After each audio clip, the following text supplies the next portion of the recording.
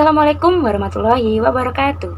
Halo semuanya, kembali lagi bersama saya Cekwitita Putri Suwanda dengan nomor induk mahasiswa 10 119 100 19. Saya seorang mahasiswi manajemen dari Universitas Internasional Semen Indonesia. Di sini saya tidak sendirian loh teman-teman, melainkan terdapat dua rekan tim saya, yaitu Dwi Nur Sabrina dan Zurufa Almuafiki Izati.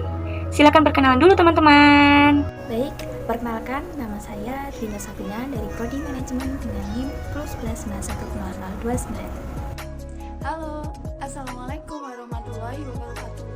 Saya Zurufa Almuafiki Izati dengan NIM 10119100888. Pada kesempatan kali ini, kami mencoba mendiskusikan tugas UAS dari mata kuliah perilaku organisasi dengan dosen pengampu Bapak Mirza Dwinanda Ilmawan, SEMM, di mana beliau menjadi dosen pengampu dalam mata kuliah perilaku organisasi selama 1 semester di semester 4 ini.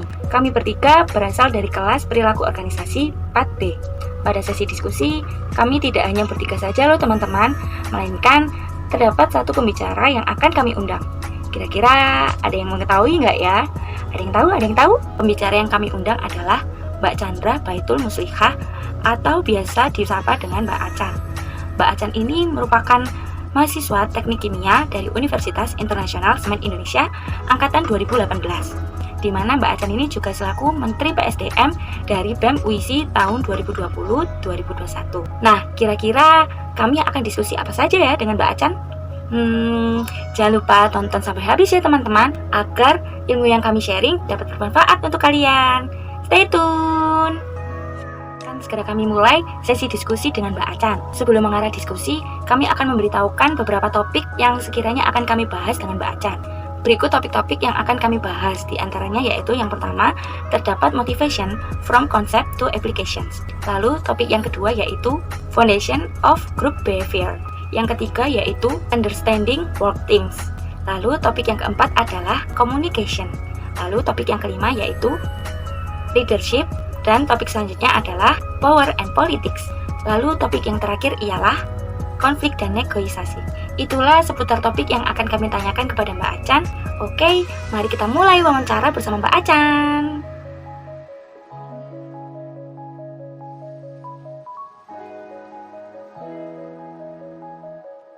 Tetap stay tune pada video ini karena kami mencoba menjelaskan jawaban dari Mbak Acan dan mengaitkan dengan teori yang berada dalam perilaku organisasi.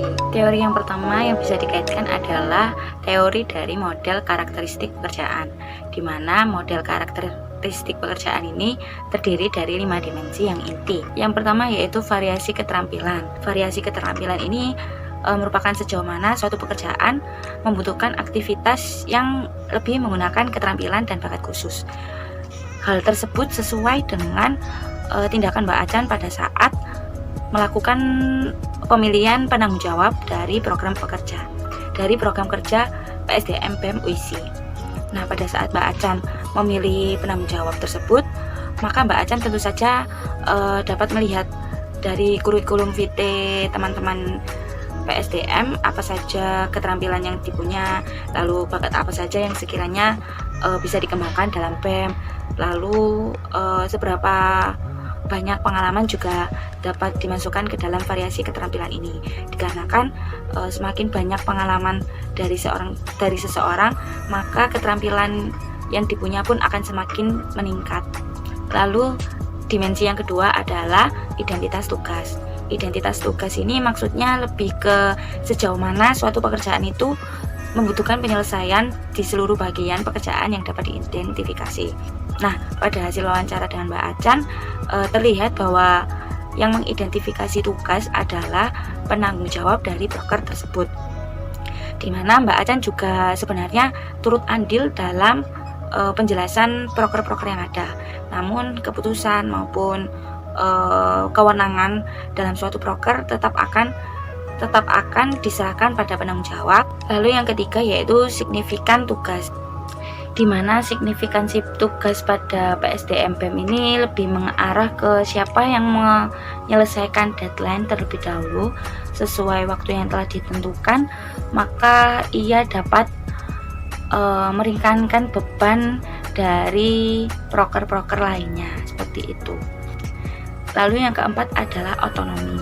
Otonomi yang dimaksudkan ini lebih memperlihatkan sejauh mana pekerjaan dapat memberikan kebebasan, kemandirian, dan kebijaksanaan kepada pekerja dalam menjadwalkan pekerjaan dan menentukan prosedur yang akan dilakukan. Misalnya saja, penanggung jawab dari suatu proker tersebut menentukan agenda untuk rapat dalam membahas progres dari proker tersebut, dan bagaimana melaksanakan rapat dengan baik dan efektif itu dapat menjadi PR tersendiri untuk penanggung jawab, karena yang memberi kebebasan, kemandirian, dan kebijaksanaan itu adalah penanggung jawab dari suatu proker. Lalu yang kelima yaitu terdapat dimensi umpan balik, di mana dimensi umpan balik ini lebih memperlihatkan sejauh mana melakukan aktivitas kerja menghasilkan informasi langsung mengenai kinerja seperti yang diketahui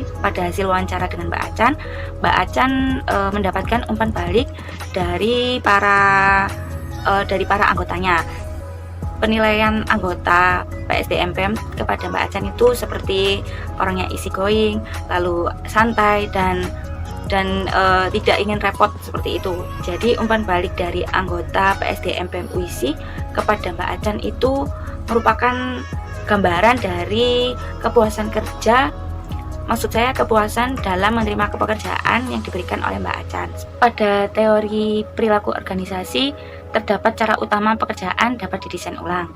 Namun dalam praktik pada PSDMPM UISI itu tidak ada mendesain ulang pekerjaan, karena setiap pekerjaan yang telah diberikan kepada anggota PSDM itu sudah sesuai dengan keterampilan dan pengalamannya. Jadi misalnya terdapat anggota BEM yang bernama Upin. Upin ini menjadi penanggung jawab dari sebuah broker yang bernama IO Champs. Nah, tentu saja Upin ini tidak bisa diganti-ganti. Dalam artian Upin ini tetap menjadi penanggung jawab dan tidak bisa dirotasi maupun diganti dengan orang lain. Jadi PSDMPM ini lebih mengarah pada pembagian pekerjaan. Apabila dalam suatu broker sudah melakukan tugasnya sesuai deadline, maka yang memegang broker tersebut dapat membantu anggota lain yang belum menyelesaikan broker, seperti itu. Jadi tidak ada rotasi pekerjaan maupun mendesain ulang pekerjaan karena anggotanya menderita, tidak ada. Baik, saya lanjut pada topik selanjutnya, yaitu Foundations of Group Behavior. Nah, untuk fondasi sendiri dari kebiasaan berkelompok itu sudah pasti terdapat norma-norma yang harus dilakukan, atau norma-norma yang tidak tertulis namun kita harus mengetahuinya. Nah, hal tersebut seperti yang dikatakan oleh Mbak Acan, bahwa teman-teman tidak ada yang melanggar norma, atau teman-teman itu memang sudah beretika sesuai dengan norma yang berlaku. Jadi pada PSDMPM UISI ini orangnya seperti enjoy saja dengan pekerjaan atau deadline-deadline yang semakin mepet, karena mereka pun tanggapannya itu santai gitu, dan tidak ada yang seperti marah, karena mostly kegiatan dari PSDMPM UISI itu dilaksanakan secara online.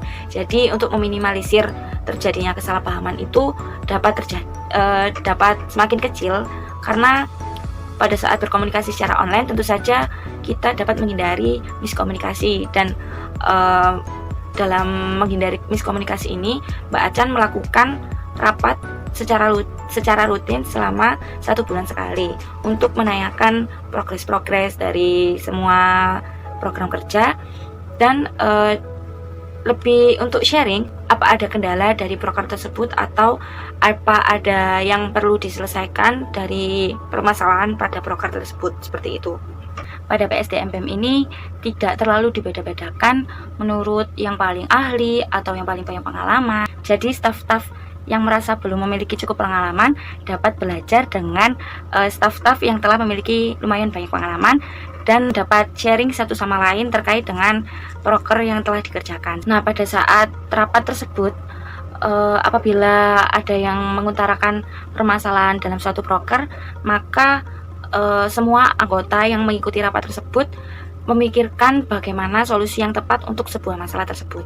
Jadi lebih terbuka untuk diskusinya karena semua anggota itu dapat menyuarakan pendapatnya secara bebas dan pada saat pengambilan keputusan maka keputusan terbesar itu dapat diambil oleh penanggung jawab karena penanggung jawab ini selain merupakan penghasil keputusan juga sebagai pemimpin pada suatu event. Lalu untuk Mbak Acan sendiri juga tidak langsung melepas tanggung jawab Mbak Acan sebagai Menteri PSDM, melainkan Mbak Acan juga membantu memberikan solusi.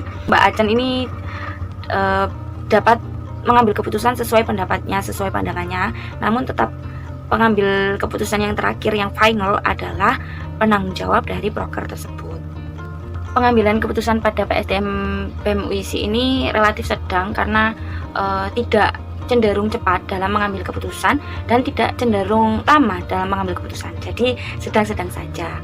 Nah, untuk batas waktunya mungkin pada saat itu juga. Jadi biasanya itu pada saat forum PSDM BEM UISI, maksud saya rapat PSDM BEM UISI itu pada saat malam hari. Lalu saat pengambilan keputusan pun pada hari itu juga, di malam hari itu juga. Jadi memang benar anggota dengan kemampuan rendah dan sedang dalam keaktifan merespon itu akan menyebabkan keputusan kelompok itu dapat diambil dengan efektif dan efisien sesuai dengan tanggung jawab yang ada, seperti itu. Begitu pula sebaliknya, apabila masing-masing anggota memiliki kemampuan yang rendah, dalam artian kemampuan merespon mereka rendah, maka keputusan tersebut tidak akan ada dan malah tidak ada hasil dari rapat tersebut. Oke, mungkin pada topik selanjutnya bisa dijelaskan oleh rekan saya. Silakan teman-teman. Baik, untuk selanjutnya yaitu chapter Understanding Teamwork. Nah, pertanyaan yang pertama, bagaimana cara atau langkah apa yang digunakan untuk membuat tim kerja supaya menjadi lebih efektif? Nah, untuk membentuk tim kerja supaya menjadi lebih efektif, tentunya number one is communication. Jadi harus tetap ada komunikasi, jangan sampai ada miskomunikasi di antara tim tersebut. Sedangkan pertanyaan yang kedua, faktor apa saja sih yang mempengaruhi keberhasilan suatu proker di organisasi PSDM BEM ini? Nah, keberhasilan dari sebuah proker itu dipengaruhi oleh beberapa hal. Yang pertama, itu karena faktor SDM-nya. Yang kedua karena tim kerjanya di setiap anggotanya, kemudian antusias dari sasaran target proker tersebut. Jadi jika sasarannya itu sasaran dari proker tersebut itu bisa membuat para anggota menjadi lebih efektif dan antusias. Chapter selanjutnya yaitu communication. Nah, pertanyaan yang pertama, langkah apa sih yang dilakukan untuk meminimalisir kesalahan dalam menyampaikan materi atau konsep dari proker-proker yang ada di organisasi PSDM ini sendiri itu bagaimana sih? Nah, untuk meminimalisir kesalahan dalam menyampaikan materi kepada para anggota, itu yang pertama dengan melakukan rapat, yaitu meeting selama 1 bulan sekali. Nah, tujuannya itu membahas tentang kira-kira proker-prokernya itu apa aja sih, lalu konsep dari proker tersebut bagaimana, terus proker yang sudah apa dan yang belum selesai itu apa, begitu. Nah, untuk yang kedua itu dengan cara jika dirasa masih belum mengerti atau belum puas tentang konsep yang ada, maka para anggota dari PSDM BEM ini sendiri biasanya itu PC atau personal chatting, jadi langsung menghubungi ke pihak pemimpinnya atau ketuanya, yaitu Mbak Acan. Jadi jika dirasa belum puas atau belum mengerti tentang konsep yang ada, maka bisa menghubungi langsung pemimpinnya. Nah, pertanyaan yang kedua, jika terjadi miskomunikasi di PSDM BEM ini sendiri, kira-kira langkah apa yang akan dilakukan? Nah, jika terjadi miskomunikasi, hal yang perlu diperhatikan adalah mengklarifikasi. Jadi, mengklarifikasi ini merupakan hal yang sangat penting untuk dilakukan supaya apa? Supaya tujuan dari proker-prokernya itu menjadi lurus dan jelas. Nah, jadi ditanyain para anggotanya nih, kalian masih belum paham yang mana sih dari konsep yang ini. Nah, jadi mengklarifikasi dan menjelaskan kembali kira-kira mana yang belum dipahami itu merupakan hal yang sangat penting dan perlu untuk diperhatikan. Nah, sedangkan untuk hambatannya sendiri selain miskomunikasi, ya karena organisasi ini dilakukan secara online, maka hambatannya itu selain miskomunikasi yaitu terkendalanya sinyal gitu. Nah, jadi dampak dari miskom ini sendiri itu sangat besar. Yang pertama akan berdampak ke program kerja yang sedang dilakukan di proker SDM ini sendiri. Nah, yang kedua akan bisa membuat ketidaknyamanan para anggota yang lainnya gitu. Nah, chapter selanjutnya itu ada leadership, yang mana ada 3 pertanyaan. Yang pertama itu karakteristik apa yang harus dipunyai jika ingin menjadi seorang pemimpin. Nah, menurut Mbak Acan, yaitu selaku ketua dari PSDM BEM ini sendiri, itu ada beberapa yang harus dimiliki jika ingin menjadi seorang pemimpin. Yang pertama, itu harus memiliki jiwa kepemimpinan. Yang kedua, harus berani, baik berani dalam mengambil risiko maupun mengambil keputusan, serta juga harus cepat dalam mengambil keputusan. Nah, yang ketiga ada berpikir kritis, ditangani kuat dan memiliki pengalaman. Jadi yang paling penting itu harus memiliki jiwa kepemimpinan, jiwa keberanian, dan kepercayaan diri. Nah, pertanyaan yang kedua, lebih efektif mana, memimpin secara online atau memimpin secara offline? Nah, memimpin secara online maupun secara offline itu tidak ada bedanya. Yang membedakan hanyalah bertemu secara langsung dan berkumpul, dan tidak bertemu secara tatap muka. Namun, jika cara penyampaiannya itu enak dan nyaman untuk didengar oleh para anggotanya, terus tidak ada miskomunikasi dan para anggota merasa nyaman, maka memimpin secara online baik memimpin secara offline itu ya akan bisa berjalan. Namun jika cara penyampaiannya seperti tadi enak, enjoy begitu, maka itu akan menjadi lebih efektif juga dalam memimpinnya. Nah, pertanyaan yang terakhir, setelah resmi jadi pemimpin dari PSDM BEM ini sendiri, apakah ada pelatihan kepemimpinan atau mentoring dari pihak BEM? Nah, itu ada, namanya itu kalau di pihak BEM itu training kepengurusan. Nah, jadi sebelum benar-benar mengurus kabinet, maka orangnya ini harus di training terlebih dahulu begitu, dan itu mengundang kabinet-kabinet yang sebelumnya. Jadi istilahnya seperti sharing-sharing gitu, seperti wejangan gitu. Nah, jadi kakak-kakak yang ada di kabinet sebelumnya itu akan memberitahu kelebihan dan kekurangan pada proker yang sebelumnya itu bagaimana. Nah, jadi karena sudah tahu dari kelebihan dan kekurangan yang kurang dari kabinet sebelumnya, maka untuk PSDM sekarang maka harus bisa ditingkatkan lagi. Terima kasih. Nah, di sini saya akan menjelaskan chapter 13 dan juga chapter 14. Nah, yang pertama yaitu chapter 13 itu terkait kekuasaan dan politik. Untuk pertanyaan pertama yaitu sebagai ketua organisasi, kira-kira bagaimana cara untuk mengontrol anggota-anggota yang lain agar tidak sewenang-wenang terhadap jabatan? Nah, untuk jawabannya yaitu jabatan itu tidak harus dibanggakan ya.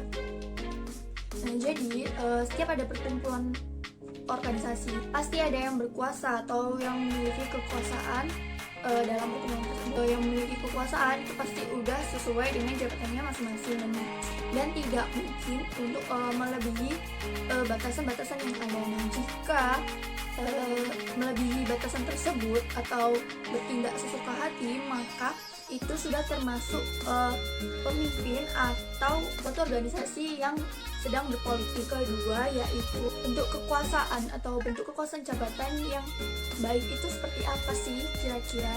Nah, kekuasaan yang baik itu seperti seseorang yang memiliki jabatan namun tetap bertindak sesuai dengan jabatannya di waktu dan lokasi yang tepat.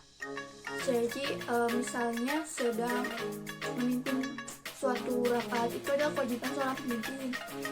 Kekuasaannya adalah memimpin anggota-anggotanya. Lalu untuk yang anggota yaitu harus memperhatikan pemimpin yang sedang memimpin suatu acara tersebut. Nah, kekuasaan seorang pemimpin itu dapat harusnya dapat mempengaruhi energi positif semua anggota yang ada di dalam organisasi tersebut.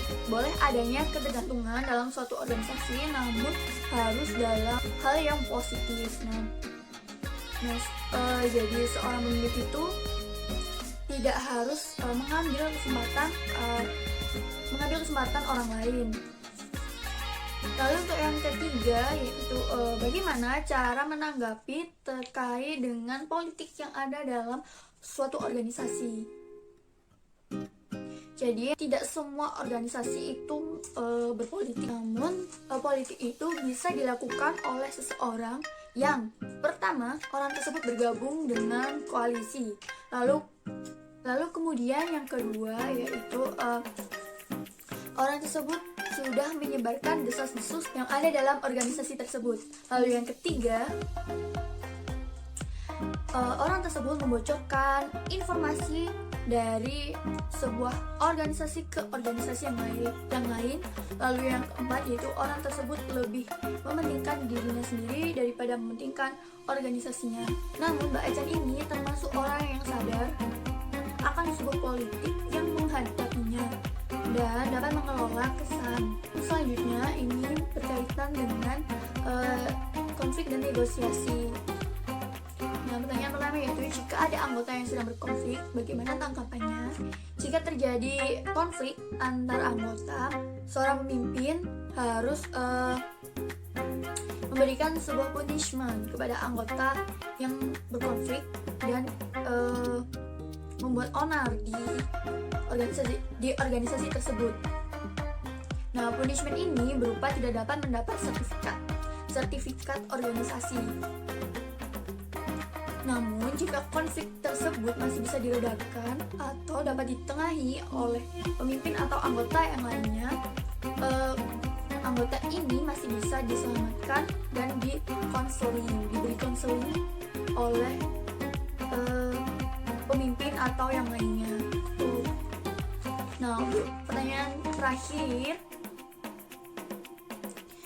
apakah pernah melakukan negosiasi atau brainstorming dalam sebuah organisasi? Dalam sebuah organisasi itu tidak jauh dengan kata-kata negosiasi. Jadi semua orang itu pasti pernah melakukan negosiasi apapun itu. Nah, mungkin di organisasi ini atau PSDM ini itu termasuk dalam negosiasi integratif atau tawar-menawar integratif, di mana jika ada perbedaan pendapat atau konflik antar anggota, itu maka sebagai pemimpin organisasi ini itu mencari satu atau lebih penyelesaian yang dapat menciptakan solusi menang-menang ya, atau disebut dengan win-win solution. Nah, itu bisa juga disebut sebagai negosiasi yang sukses. Nah, namun jika negosiasi tersebut gagal dan maka pemimpin atau yang bagian penengah tersebut bisa jadi dievaluasi dalam suatu organisasi tersebut. Nah, ketika bernegosiasi itu juga harus dilakukan ada orang ketiga, di mana orang ketiga ini sebagai penengah atau netralnya ya. Jadi tidak ada yang membela antara si A dan juga si B. Baik, sekian dari presentasi kelompok kami. Jika masih kurang paham, kalian bisa komen di bawah. Dan jangan lupa untuk like jika kalian sudah paham. Lalu kemudian subscribe agar kalian bisa menonton video-video kami yang lainnya. Dan video-video lainnya tidak akan kalah seru. Ditunggu aja untuk next videonya nanti. Thank you for watching and see you.